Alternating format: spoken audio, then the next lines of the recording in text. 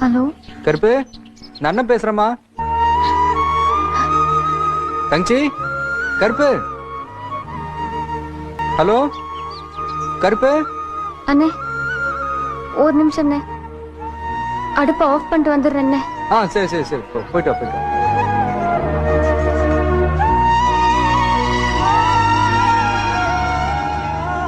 அண்ணே சொல்லுண்ணே. அம்மா நல்லா இருக்கியாம்மா? நல்லா இருக்கேண்ணே. மச்சான் மச்சான் எப்படி இருக்காரு? நல்லா இருக்காருண்ணே. அம்மா டாக்டரை பாத்தியா? ம் பார்த்தேண்ணே. அம்மா அங்க ஒன்றும் பிரச்சனை இல்லையா?